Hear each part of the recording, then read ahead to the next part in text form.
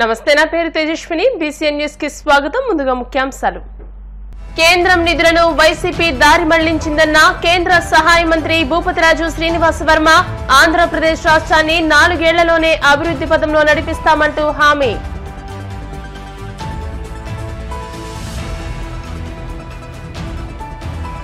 కృష్ణాపురం వద్ద గోదావరి ఏలేరు జలాలను చూసి పులకించిన మాజీ ఎమ్మెల్యే వర్మ. పిఠాపురం అభివృద్ధి చెందుతుందని హర్షం.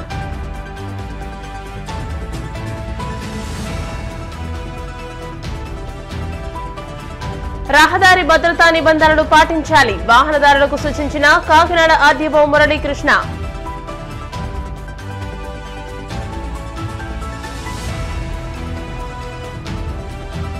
ఉచిత ఇసుక పంపిణీ అంతా ఉత్తిదేనన్న మాజీ ఎమ్మెల్యే సుధాకర్ బాబు. ఏపీ ప్రజలను కూటమి ప్రభుత్వం మోసం చేస్తోందని ఆరోపణ. కేంద్ర ప్రభుత్వం ఆంధ్ర రాష్ట్రానికి ఇచ్చిన నిధులను గత వైసీపీ ప్రభుత్వం దారి మళ్లించి దుర్వినియోగం చేసిందని కేంద్ర ఉక్కు భారీ పరిశ్రమల శాఖ సహాయ మంత్రి భూపతిరాజు శ్రీనివాస్ వర్మ విమర్శించారు. పశ్చిమ గోదావరి జిల్లా భీమవరం బీజేపీ కార్యాలయంలో జరిగిన మీడియా సమావేశంలో ఆయన మాట్లాడుతూ ఆంధ్రప్రదేశ్ పరిస్థితి దారుణంగా ఉందని, అతి తక్కువ కాలంలోనే అనేక విషయాలపై అవగాహన పెంచుకున్నట్లు తెలియజేశారు. గతంలో ఇచ్చిన నిధులకు ఖర్చులకు పొంతన లేదని అన్నారు. 4 ఏళ్లలోనే అభివృద్ధి కార్యక్రమాలను చేసి చూపిస్తామని మంత్రి శ్రీనివాస్ వర్మ స్పష్టం చేశారు. కేంద్రం మంజూరు చేసిన ప్రాజెక్టులకు ఎటువంటి ఇబ్బందులు లేకుండా చూడాలని కోరామని, ప్రత్యేక హోదా, పోలవరం, స్టీల్ ప్లాంట్ తదితర విషయాలపై కేంద్ర పెద్దలతో మాట్లాడినట్టు తెలిపారు. ఆంధ్రప్రదేశ్ అభివృద్ధికి ప్రధాని మోదీ కట్టుబడి ఉన్నారని అన్నారు. ఈ కార్యక్రమంలో పార్టీ క్రమశిక్షణ committee chairman pak Satyanarayana, party జిల్లా అధ్యక్షుడు నార్ని తాతాజీ, నర్సాపురం పార్లమెంట్ కన్వీనర్ పేరిచర్ల సుభాష్, కాగిత సురేంద్ర, జుత్తిగ నాగరాజు, కోమటి రవికుమార్, కోట రాంబాబు తదితరులు పాల్గొన్నారు. ముఖ్యమంత్రి గారు ఢిల్లీ వచ్చినటువంటి సందర్భంలో నేను మొన్న 4-5 తారీఖులు పూర్తిగా ఆయనతో ఉండడం జరిగింది. ఆయనతో పాటు మంత్రులందరినీ కలవడం జరిగింది, ప్రధానమంత్రిని కలవడం జరిగింది. ఆయన 2 రోజులు కూడా విరామం లేకుండా ప్రధానమంత్రి గారిని, 9 మంది కేంద్ర మంత్రుల్ని, నీతి ఆయోగ్ చైర్మన్ని, 16th ఫైనాన్స్ కమిషన్ CEO గారిని, అలాగే ఢిల్లీలో ఉన్నటువంటి తెలుగు రాష్ట్రానికి సంబంధించినటువంటి IAS అధికారులని అందరినీ కూడా కలవడం జరిగింది. అందరితో కూడా రాష్ట్ర అభివృద్ధి మీద ఆయా పోర్ట్ఫోలియోలకు సంబంధించి మంత్రులతో చర్చించడం జరిగింది. కేంద్ర ప్రభుత్వం కూడా ఇవాళ ఆంధ్రప్రదేశ్ రాష్ట్రానికి, దాని యొక్క అభివృద్ధికి పూర్తిగా ప్రాముఖ్యతనిచ్చేటువంటి ఆలోచనలో ఉంది. కలిసినటువంటి కేంద్ర మంత్రులు కూడా అదే విషయాన్ని స్పష్టం చేయడం జరిగింది. రాష్ట్ర ముఖ్యమంత్రికి గతంలో ఇప్పుడు మంత్రులుగా ఉన్నటువంటి చాలామంది పెద్దలతో పరిచయాలు ఉన్నటువంటి సందర్భం. గతంలో ఆయన ముఖ్యమంత్రిగా పనిచేసినటువంటి సందర్భంలో కొందరు మంత్రులు వేరే రాష్ట్రాలకి ముఖ్యమంత్రిగా పనిచేయడం, చంద్రబాబు నాయుడు గారి విజన్ మీద వాళ్ళందరికీ కూడా మంచి అభిప్రాయం ఉన్నది కాబట్టి ఖచ్చితంగా ఆంధ్ర రాష్ట్రానికి మేము సహకరిస్తామనేటువంటి విషయాన్ని చాలా స్పష్టంగా చెప్పడం జరిగింది. అయితే అదే సమావేశంలో పాల్గొన్నటువంటి అధికారులు ఎవరైతే ఉన్నారో కేంద్ర మంత్రులతో పాటు ఆయా శాఖలకు కార్యదర్శులుగా ఉన్నటువంటి పెద్దలు తప్పనిసరిగా సహకరిస్తామని చెబుతూనే ఏదైతే గతంలో జరిగినటువంటి అనేక తప్పిదాలని సందర్భంగా వారు గుర్తు చేయడం జరిగింది. గతంలో ఏ అయితే మంత్రిత్వ శాఖలు ఆయా శాఖలకు సంబంధించి ఇచ్చినటువంటి నిధులు ఏవైతే ఉన్నాయో దాని తాలూకు ఆరా తెలియడం లేదు, ఆచూకీ తెలియడం లేదు. అంటే గత ప్రభుత్వం ఏ స్థాయిలో కేంద్ర ప్రభుత్వం నిధులను దుర్వినియోగం చేసిందని చెప్పడానికి నేను ఈ విషయం చెప్తా ఉన్నా. అన్ని శాఖల్లో కార్యదర్శులు గతంలో ఏదైనా ఒక ప్రాజెక్టుకి సంబంధించి ఆయా శాఖకు సంబంధించి 200 కోట్లు, 300 కోట్లు, 400 కోట్లు, 500 కోట్లు ఇస్తే అసలు ఆ డబ్బు పని పూర్తవకపోగా, పని మొదలెట్టకపోగా ఆ డబ్బు దాని తాలూకు ఖాతాల్లో లేకుండా మళ్లింపు జరిగింది. ఆ డబ్బు ఏమైందో మాకు అర్థం కావడం లేదనేటువంటి విషయాన్ని అధికారులు చెప్పినప్పుడు ఆశ్చర్యం వేసింది. అంటే గతంలో ఉన్నటువంటి వైసీపీ ప్రభుత్వం ఎంత పెద్ద ఎత్తున నిధులు మళ్లింపుకి చేసింది అనేటువంటి విషయాన్ని మనం అర్థం చేసుకోవాలి. ఆ డబ్బులు ఏమైనాయో తెలీదు, దేనికి ఖర్చు పెట్టారో తెలీదు, దానికి యూటిలిటీ సర్టిఫికెట్ లేదు. కేంద్ర ప్రభుత్వంలో నిబంధనల ప్రకారం ఏదైనా కొంత డబ్బు రాష్ట్రానికి వస్తే పలానా ప్రాజెక్టు కోసం, పథకం కోసం అవి ఖర్చు పెట్టాక దాని తాలూకు యూటిలిటీ యూసీ సర్టిఫికెట్ అంటాం, యూటిలిటీ సర్టిఫికెట్ ఇస్తే దాని తాలూకు రిమైనింగ్ బ్యాలెన్స్ అమౌంట్స్ రెండవ దఫా మూడో దఫా ఇచ్చేటువంటి సిస్టమ్ ఉంటుంది కేంద్రం. ఏమీ లేకుండా గతంలో రాష్ట్ర ప్రభుత్వం వ్యవహరించింది అనేటువంటి విషయాన్ని అధికారులు స్పష్టం చేశారు. అయినప్పటికీ కూడా కేంద్ర మంత్రులు చాలా పాజిటివ్గా స్పందించి అధికారులతో కూడా మాట్లాడి దాని మీద మనం ఏమైనటువంటి విషయం మీద మనం ఎంక్వైరీ చేద్దాం, కానీ దాని కారణంగా ఆంధ్ర రాష్ట్రానికి మనం మంజూరు చేసేటువంటి ప్రాజెక్టుల్లో ఆలస్యం చేయవద్దు అనేటువంటి విషయాన్ని అక్కడ ఉన్నటువంటి కేంద్ర మంత్రులు అధికారులకు చాలా స్పష్టంగా చెప్పడం లేదు. రూల్ పొజిషన్ పాటిస్తూనే ఆంధ్ర రాష్ట్రానికి ఏ విధమైన సహకారం కావాల్సిన మనం చేద్దాం అనేటువంటి విషయాన్ని చాలా స్పష్టంగా చెప్పడం లేదు. చాలామంది మంత్రులు, 9 మంత్రులు, కీలకమైనటువంటి మంత్రులు రాష్ట్ర కేబినెట్ రాష్ట్ర అభివృద్ధితో పూర్తిగా ప్రాధాన్యం ఉన్నటువంటి శాఖలు అవి. కాబట్టి ఇవాళ కూటమి ప్రభుత్వం రాష్ట్రంలో, కేంద్రంలో అధికారంలో ఏదైతే భారతీయ జనతా పార్టీ ముందు నుంచి చెబుతుంది డబుల్ ఇంజిన్ సర్కార్ ఉంటేనే అభివృద్ధి ఆ రాష్ట్రాల్లో సాధ్యమవుతుంది అని. ఇవాళ ఎన్డీఏ కూటమి ఢిల్లీలో అధికారంలో ఉంది, అదే ఎన్డీఏ కూటమికి చెందినటువంటి ప్రభుత్వం రాష్ట్రంలో అధికారంలో ఉంది. కాబట్టి త్వరితగతిన ఈ రాష్ట్రంలో అభివృద్ధి కార్యక్రమాలు 5 సంవత్సరాల వరకు కూడా కాకుండా 4 సంవత్సరాలనే పూర్తి చేసి మళ్ళీ ఎన్నికలకి అయ్యేటప్పటికి ఈ కార్యక్రమాలన్నీ పూర్తి చేయాలనేటువంటి ఒక తపన, ఆలోచనతో ముఖ్యమంత్రి చంద్రబాబు నాయుడు గారు ఉన్నారు. ఆ విధంగా కేంద్ర మంత్రులు, కేంద్ర ప్రభుత్వం కూడా సహకరించడానికి సిద్ధంగా ఉన్నారు. స్టీల్ ప్లాంట్ని ప్రైవేటీకరణ చేయడం అనేది ఒక విశాఖపట్నం ప్లాంట్కి సంబంధించే కాదు. ఇది డిజిన్వెస్ట్మెంట్ ఏదైతే పెట్టుబడుల ఉపసంహరణ స్కీమ్ ఉందో ఆ స్కీములో దేశంలో పలు చోట డిజిన్వెస్ట్మెంట్ కార్యక్రమం అమలు అవుతూ ఉంది. అందులో భాగంగా విశాఖపట్నం ఈ డిజిన్వెస్ట్మెంట్ కార్యక్రమాన్ని భారతీయ జనతా పార్టీకి అధికారంలోకి వచ్చాక నరేంద్ర మోడీ గారు ప్రధాని అయ్యాక మొదలు పెట్టలేదు. దీనికి నిర్ణయం తీసుకున్నదే మన్మోహన్ సింగ్ గారి ప్రభుత్వంలో కూడా నిర్ణయం తీసుకున్నారు డిజిన్వెస్ట్మెంట్కి. అందులో విశాఖపట్నం వంతు వచ్చింది.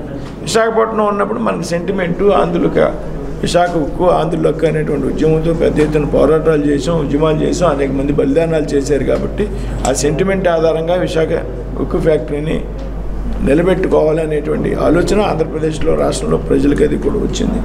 ఇప్పుడు ఉన్నటువంటి ముఖ్యమంత్రి గారు పవన్ కళ్యాణ్ గారు ముఖ్యంగా వాళ్ళిద్దరూ బీజేపీ నాయకత్వం, అది కేంద్ర నాయకత్వంతో మాట్లాడి ప్రధానమంత్రి గారితో లేకపోతే అమిత్ షా గారితో ఉక్కుకు సంబంధించి ఇతర కేబినెట్ మంత్రులతో ఒక సరైనటువంటి నిర్ణయం ఏ విధంగా దాన్ని ముందుకు తీసుకెళ్లాలనేటువంటి విషయం. అంటే మనం కూడా కొన్ని విషయాలు ఆలోచించాలి. లాసులు వస్తున్నాయి, ఈ లాసులు కంటిన్యూ భరించలేము, దీనికి ఆల్టర్నేటివ్ మార్గాలు ఏంటి. విశాఖ స్టీల్ ప్లాంట్ మన హక్కు అనుకుంటున్నాం కాబట్టి, అలాగే అక్కడ ఉద్యోగుల యొక్క భద్రతకు సంబంధించి వాళ్ళ యొక్క అది కూడా ఆలోచిస్తున్నాం కాబట్టి దీనికి వయా మీడియాగా ఏం చేయాలి ముందు అనేటువంటిది ప్రధానమంత్రి స్థాయిలో ఉన్నటువంటి నిర్ణయం. నరసాపురం పార్లమెంట్కి సంబంధించి అభివృద్ధి విషయంలో కానీ ఇక్కడ ఉన్నటువంటి సమస్యల విషయంలో కానీ సంపూర్ణమైనటువంటి పరిజ్ఞానం కలిగినటువంటి, అవగాహన కలిగినటువంటి వ్యక్తి శ్రీనివాస్ వర్మ గారు. ఏదైతే ఇక్కడ ఉన్నటువంటి ప్రజలు భారతీయ జనతా పార్టీకి 3వసారి ఎంపీ అభ్యర్థిగా గెలిపించిన సందర్భంలో ఈ ప్రాంత అభివృద్ధికి, ఈ ప్రాంతంలో ఉన్నటువంటి సమస్యల్ని పరిష్కరించడానికి శ్రీనివాస్ వర్మ గారు కృతనిశ్చయంతో పనిచేస్తూ ఉన్నారు. అదేవిధంగా భారతీయ జనతా పార్టీ కూడా నరసాపురం పార్లమెంట్ అనేటప్పటికీ ఒక ప్రత్యేకమైనటువంటి శ్రద్ధతో ఇక్కడ గెలిచినటువంటి ఎంపీలు కానీ లేకపోతే ఇక్కడ గెలిచినటువంటి ప్రజాప్రతినిధుల విషయంలో కానీ ప్రత్యేకమైనటువంటి శ్రద్ధ తీసుకుని వారిని ప్రోత్సహించేటువంటి కార్యక్రమం కూడా మనందరం చూస్తూ ఉన్నాం. అలాగే ఏదైతే మంత్రి గారు జిల్లాకు వచ్చిన తర్వాత వారి జిల్లా పర్యటన చేయాలి, జిల్లాలో మన గెలుపుకు కారణమైనటువంటి భారతీయ జనతా పార్టీ, జనసేన, టీడీపీ నాయకులతో రాబోయే రోజుల్లో ఒక షెడ్యూల్తో మనందరం వాళ్ళందరి ముందుకు వెళ్ళాలి అసెంబ్లీ వైజ్ అనేటువంటి నిర్ణయాన్ని కూడా వెలిబుచ్చడం జరిగింది. అటు త్వరలోనే వారి దగ్గర డేట్లు తీసుకుని ఏ అసెంబ్లీ ఎప్పుడు మీటింగ్లు పెట్టేది అనేటువంటిది దాని మీద కూడా రాబోయే రోజుల్లో ఆ కార్యక్రమం కూడా ఉంటుంది. ఈ రాష్ట్రంలో వండుకున్నటువంటి పోలవరం కానీ, రాజధాని కానీ అనేక రకాలైనటువంటి సమస్యల పరిష్కారం కూడా మరి శ్రీనివాసవర్మ గారి నేతృత్వంలో నరసాపురం పార్లమెంటుతో పాటు ఈ యొక్క ఆంధ్రప్రదేశ్ రాష్ట్ర అభివృద్ధి కూడా దీనిపైనే జరగాల్సినటువంటి పరిస్థితి ఉంది. కాబట్టి ఆ దృష్ట్యా ఇవన్నీ కూడా జరగాలని చెప్పి వారి ద్వారా ఈ యొక్క రాబోయేటటువంటి రోజుల్లో ఇటు పార్లమెంటు, అదే రకంగా ఈ యొక్క ఆంధ్ర రాష్ట్రం రెండు కూడా పార్లమెంట్ సభ్యుల ద్వారా జరిగేటటువంటి విషయాన్ని నేను వ్యక్తిగతంగా ఆకాంక్షిస్తూ దీనికి సంబంధించినటువంటి విషయాలకి మేమంతా కూడా మరి ఆయనకు వెన్నుదన్నుగా ఉండి మా సహాయ సహకారాలు అందజేసేటటువంటి ప్రయత్నం కూడా మేము చేస్తామని చెప్పి సందర్భంగా తెలియజేస్తా ఉన్నాం. మరి ముఖ్యంగా పవన్ కళ్యాణ్ గారు, ప్రధానంగా నేను ఈరోజు ప్రస్తావించేది పవన్ కళ్యాణ్ గారి గురించి.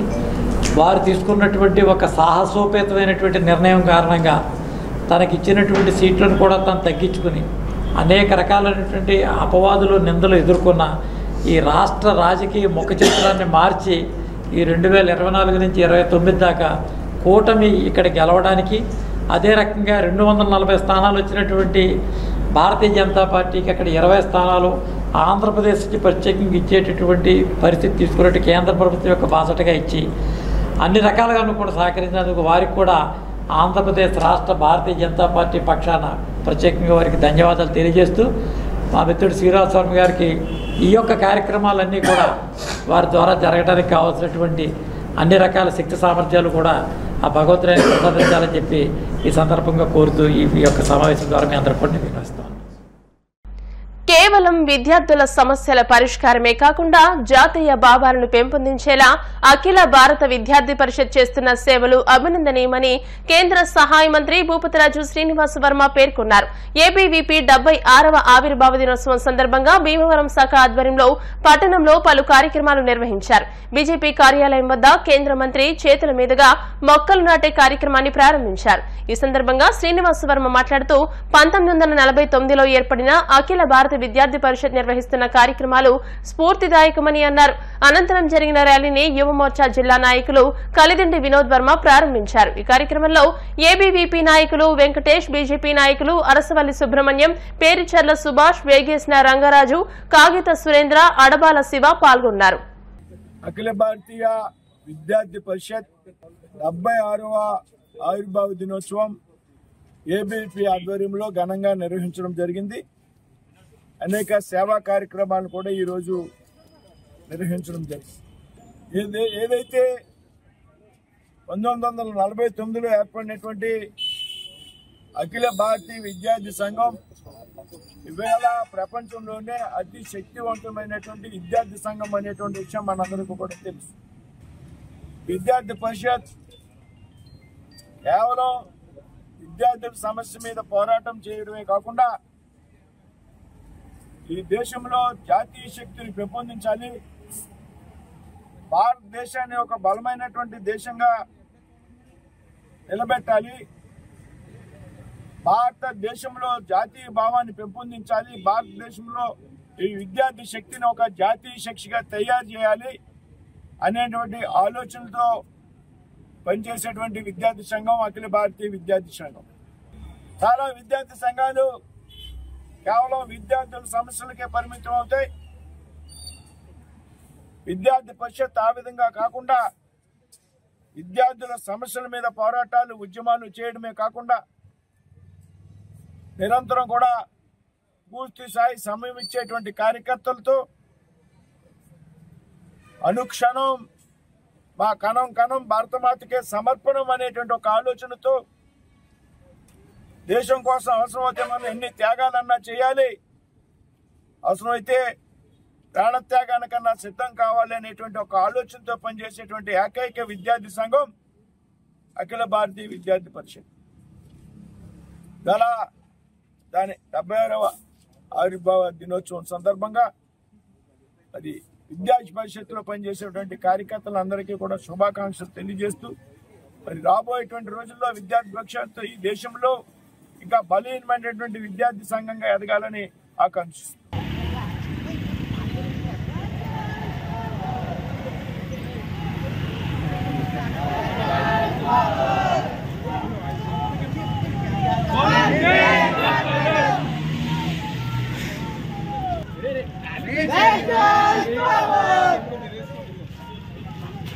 भारत माता वंदे मातरम वंदे मातरम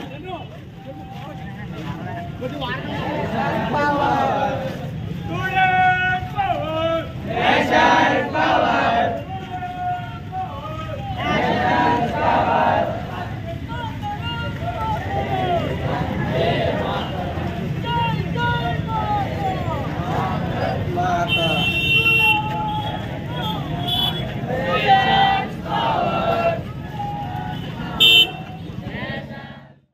ఇప్పుడు కాసేపు ప్రకటనలు.